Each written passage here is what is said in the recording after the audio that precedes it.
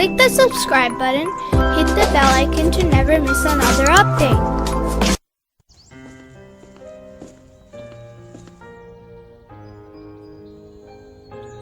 Ali, you look troubled. What's on your mind? Dad, I just don't get it. I have all these ideas, but every time I try to do something, people either don't listen or the situation makes it impossible. I feel stuck. Son, you know there are times in life when we face challenges that seem impossible. We might feel like we have no freedom or opportunities, but it's in those moments that true wisdom and long-term planning become most important. Let me tell you about someone who faced immense hardship, yet turned it into a source of light and knowledge for generations to come. Who? Father? Imam Zainul al-Abidin, the son of Imam Hussain, is a shining example of patience, wisdom, and foresight. After the tragic events of Karbala, the Umayyad rulers imposed strict restrictions on his movements. He could not speak freely, and he was under constant surveillance. It seemed like his hands were tied, and yet he didn't give up on his mission to spread knowledge and uphold the truth. But Father, how could he spread knowledge in such a difficult time? That's where his wisdom shines through. Imam Zainul Abidin understood that true change doesn't come overnight. He knew that real impact takes time and patience. So, every year, he would purchase 1,000 slaves, but he didn't use them in the way you might think.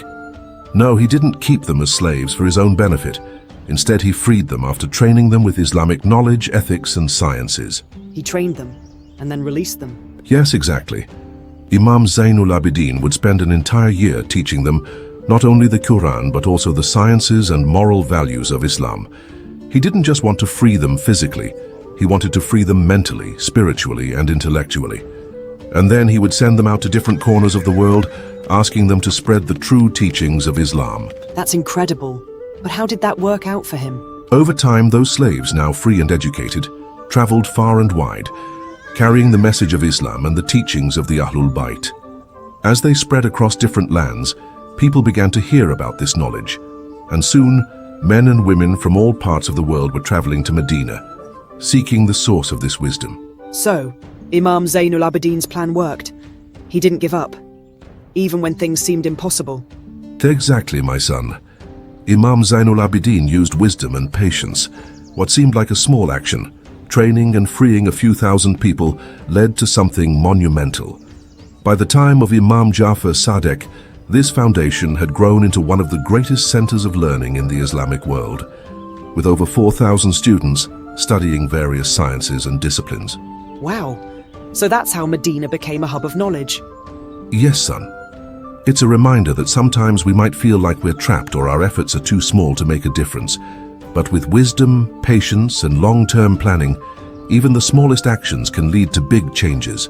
Imam Zainul Abidin knew that real change takes time. And by thinking ahead and working wisely, he laid the groundwork for a legacy that would last for generations. I understand now, Father. Sometimes we need to look beyond the immediate obstacles and think about the bigger picture.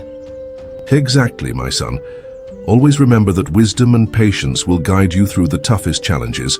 The path may seem hard at first, but with perseverance, your efforts can have an impact far greater than you imagine.